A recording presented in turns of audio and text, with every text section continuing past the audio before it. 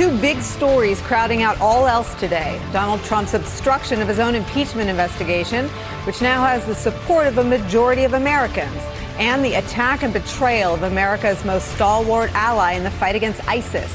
Feels like two big lead stories, two different crises, both of Donald Trump's making. But maybe that's part of the problem, folks. Maybe the fact that the president turned his back on American allies, some of whom will now die for the crime of standing by the U.S., and the fact that Congress will once again be stymied in its effort to protect the country from foreign interference is part of the same story, a story we've been warned about, a story that we've seen play out before our very eyes, a story documented in the 400 pages of the Mueller report and in black and white every morning on Donald Trump's Twitter feed. The story's this: the president lacks the stability and the competence for the job he holds. Those aren't even my words. That's a quote from former Republican Senator Bob Corker. It's also a story about Donald Trump lacking the character for the job he now holds. Again, not an original thought on my part. That was what Mitt Romney said back in January. And on Donald Trump's new war on his own impeachment process, here's what one of his closest allies had to say about the power of Congress to hold a president accountable. It is not your job to tell us what we need. It is your job to comply with the things we need to provide oversight over you. The day Richard Nixon failed to answer that subpoena is the day that he was subject to impeachment, because he took the power from Congress over the impeachment process away from Congress, and he became the judge and jury. Preach, Lindsay.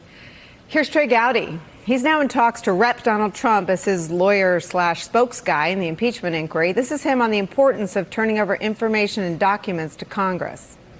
The notion that you can withhold information and documents from Congress, no matter whether you're the party in power or not in power, is wrong. Respect for the rule of law must mean something irrespective of the vicissitudes of political cycles. I'm going to find a way to play that every day. We're going to spend the next 60 minutes showing you the different crises playing out around the globe as a result of this president's self-obsessed view of the American presidency. But let's all stop pretending that it's about anything other than a self-dealing president whose lack of fitness is on full display and who's enabled by his cabinet, his staff, and the GOP. Gowdy will have to betray those comments we just played or dissemble about what he actually meant to say when he said them to defend this letter sent by the White House counsel last night. It read, quote, "President Trump and his administration cannot participate in your partisan and unconstitutional inquiry under these circumstances." And Nancy Pelosi, sounding a lot like the old Trey Gowdy, responded by saying this, quote, "The White House letter is only the latest attempt to cover up his betrayal of our democracy and to insist that the president is above the law. The White House should be warned that continued efforts to hide the truth of the president's abuse of power from the American people will be regarded as further evidence of obstruction." And the New York Times sums it up this way, quote, "In refusing to cooperate with what Mr. Trump on Tuesday called a kangaroo court, the president risked ensuring the very outcome he would rather avoid. House Democrats made clear that his failure to comply with their demands for information could form the basis for its own article of impeachment." And that is where we start today with some of our favorite reporters and friends. White House reporter for the AP, Jonathan Lemire, of George W. Bush's White House and State Department, Democratic strategist Basil Smikle, and Chris Liu, a former White House cabinet secretary and assistant to President Obama, who was deputy chief counsel of the House Oversight Committee during impeachment. Jonathan Lemire, I feel like everyone's wrestling today with what's the bigger crisis, the fact that people are already dying because Donald Trump took an unstaffed phone call from Erdogan Sunday night, made some sort of deal with the Turks, and now our closest allies in a region Donald Trump probably couldn't find on a map with a gun to his head are already dead, already dying. Or that he's obstructing his own impeachment, guaranteeing a separate article. Well, certainly with lives potentially being lost already, that's the most immediate crisis, what's happening in Syria. You know, Turkey announced in a tweet from Erdogan today that they have gone over the border, that the military action has started. So AP has reporters on the ground who witnessed some of those initial moments. And that is something that it's a rare thing that the Republican Party is willing to criticize this president over.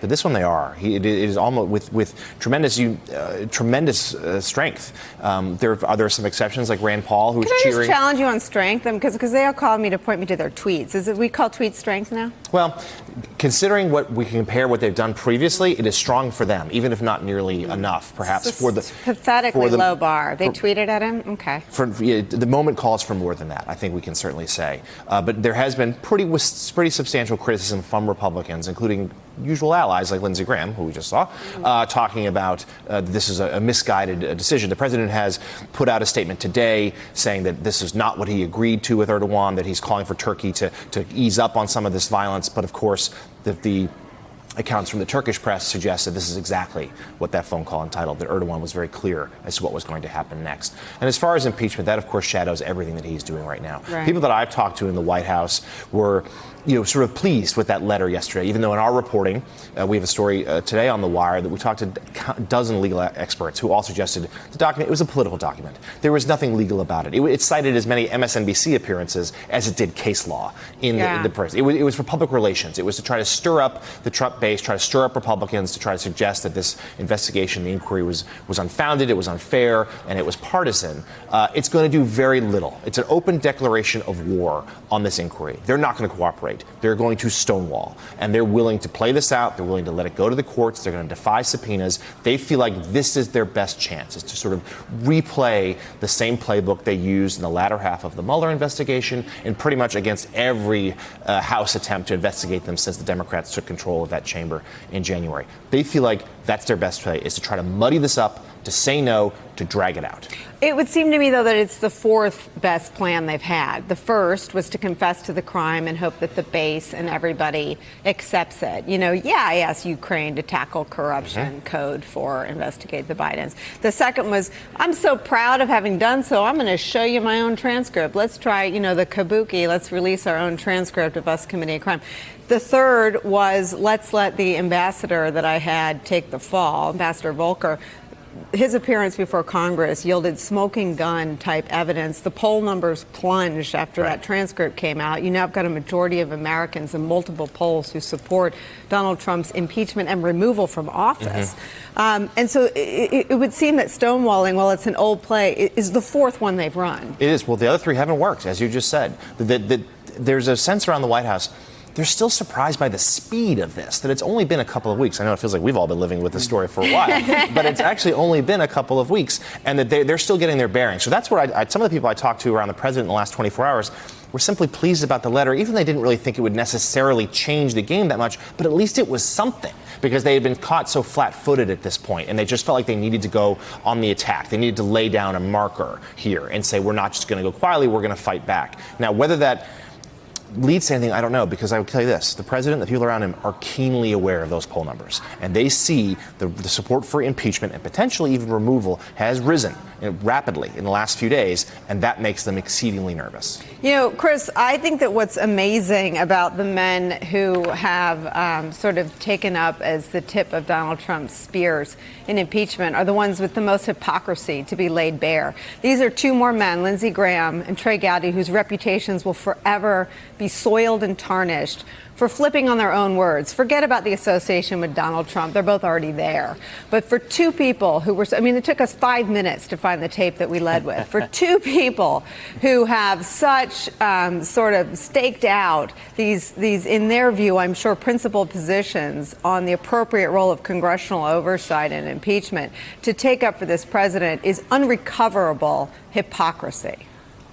Yeah, and that hypocrisy is not just in Lindsey Graham and Trey Gowdy. Go to, I think, the second or third paragraph of the letter. You've got the White House counsel criticizing Congress for threatening executive branch officials, for violating norms, for violating due process. I mean, this is a president who every day launches false accusations against his opponents, who has openly bragged about asking his Justice Department to do politically motivated investigations. And now he's crying about due process. Now, it's a common defense attorney trick to fight about process when the facts aren't on your side. But what's clear in this letter is that they never get to the point that Article 1, Clause 5 of the Constitution says the House of Representatives has the sole power to determine impeachment proceedings. And what they've tried to do here is conflate whatever due process is necessary at a Senate trial with what happens in a House impeachment proceeding. Now, look, we can have a whole argument about whether there ought to be a vote on an impeachment inquiry, but that's not required here. And let's also be clear that if this information that's being withheld, whether it's witnesses or documents, truly exonerated this president, he would have no problems putting it out right now. And that's why they're left with, as you say, this fourth strategy. But I'm not convinced this is going to help them politically. Chris, I was told by a former Justice Department official that if any of these witnesses from the State Department could exonerate Donald Trump on pay to play, could say it didn't come from above me, the buck stopped with me, pay for, aid for an investigation was my idea. If any of them had anything exculpatory to which they could testify, Donald Trump would be arguing for cameras in the depots, that those people potentially incriminate the aid for dirt scheme. And until we know how high it went, an investigation of some sort isn't only justified, it is the urgent, incredible national security crisis that the Trump-appointed Inspector General for the intelligence community found in the whistleblower complaint. Do you see it that way? Yeah, no, exactly. And mind you, just look at yesterday's deposition of the ambassador to the EU, Gordon Sondland, who, if you believe the Trump narrative, said there was no quid pro quo before saying, hey, we should stop texting about this and let's get on the phone. If he were actually going to say that's what the case was and he was going to reveal what the contents of his conversation were with the president and turn over other materials, you better believe they would have let that deposition go forward yesterday, but they certainly didn't. The hard part for the Trump people right now is that there will be other people that are going to go up there. We've got the former ambassador to Ukraine who's going to give a deposition. We've got the whistleblower. We've got the inspector general of the intelligence community. There's a second whistleblower. Information is going to continue to leak out. And as you pointed out, even based on the limited information we have right now, Nicolle, public opinion is turning pretty fast against the president, much faster than if you look historically at the Clinton impeachment and the Nixon impeachment. Elise, we have Jim Stewart on, who's written a great new book called Deep State about some of the ripple effects of this war on law enforcement. But one thing that benefited Donald Trump was blaming his own trespasses vis-a-vis Russian meddling on a deep state.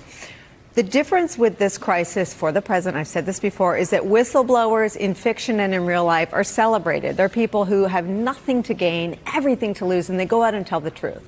So this war on the whistleblower is going to be too little, too late, especially since Donald Trump has basically confessed to everything in the 7 pages. Do you think an effort to stop Ambassador Yovanovitch from testifying this week at this point does anything for them? I mean, they look guilty if she testifies to why she was pulled back and gives more color to the narrative. They look more guilty, it would seem to me, if they're trying to muzzle the diplomats that carried out his aid for dirt plan. And I also just don't think that someone who is paid by the State Department can refuse to testify to Congress. I think that the administration's legal argument of executive privilege is really shaky, if non-existent, when it comes to trying to muzzle these State Department employees.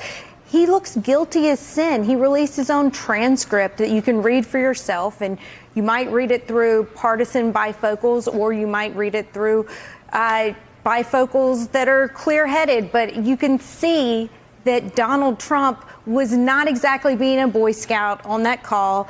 And aside from the smoking gun of the word though, was Donald Trump actually doing anything for America on that call, or was he just doing something for Donald Trump? And the answer is the latter. Yeah. Well, and Basil, that's the reporting that came out just before our hour yesterday in the New York Times, that some of what the whistleblower gathered in his complaint was this contemporaneous reaction from White House officials who found it, quote, frightening. It would appear that all of the evidence that has sort of spilled out and was triggered, and you're right, this story has happened quickly, but I think it felt different from the beginning because the fact that the call took place the day after Mueller testified, it was sort of like parenting a teenager. They get away with sneaking out of the house and taking the keys, and the next day they don't stay home. Right. They don't stay home at all. Right. They take the keys and the wine and sneak out the window, or maybe walk out the front door, and that's what Donald Trump did. That's exactly right. And, and I've been saying what the call sort of made clear to me is that he does this of trying to develop this coterie of foreign interest to go after his political foes, to do his own bidding. And that should scare anyone, whether you're in the room listening to the call at that moment, or a day or multiple days later, you're an American citizen in your home and hearing this being reported in the news. And that's why I would also, in connecting it to what's happening with Turkey, you know, when people are saying that he's on a call and he can be so easily convinced to do something in the moment without even talking to his supporters, his staff, and experts in the field, I mean, this is incredibly concerning. So when you talk about hypocrisy, which you did earlier, one of my political mentors used to tell me very early in my career that voters might forgive you if you lie, but not if you're a hypocrite. And as we see all of the Republicans, including Lindsey Graham, who we saw earlier, who looked great before he clearly sold his soul to support Donald Trump, when we start to see all of them fall in line behind him, it's not just the president's judgment we have to question. It's also Congress and the Republicans in Congress, which looks like they're being an arm of the executive office instead of a good check and balance on the executive. And that's what should be concerning all of us. You know, and Chris Lou, I quoted Bob Corker because he really was the canary in the coal mine, speaking out, I think it was early 2017, as the chairman of the Senate Foreign Relations Committee, a position that gave him, I think, an up-close and personal view that would appear to have alarmed him very much. He was very disturbed by the dismissals of Rex Tillerson, by the departure of Jim Mattis. He described Donald Trump as lacking the fitness for the job he holds, and that only seems to come truer and truer and truer. How does that play into impeachment?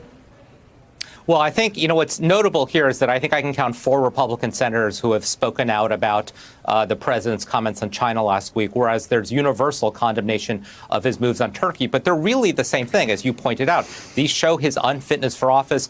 Both of these fundamentally undercut U.S. credibility, and both of these moves actually benefit Russia in the end. And so it's noticeable that Republicans are more comfortable criticizing him on Turkey than they are on Ukraine. But in the end, both of these moves need to be seen as his unfitness. And I think the more these two things play out, and as you point out, these are lives that are going to be lost among our Kurdish allies, these two stories feed into each other. Hey there, I'm Chris Hayes from MSNBC. Thanks for watching MSNBC on YouTube. If you want to keep up to date with the videos we're putting out, you can click subscribe just below me, or click over on this list to see lots of other great videos.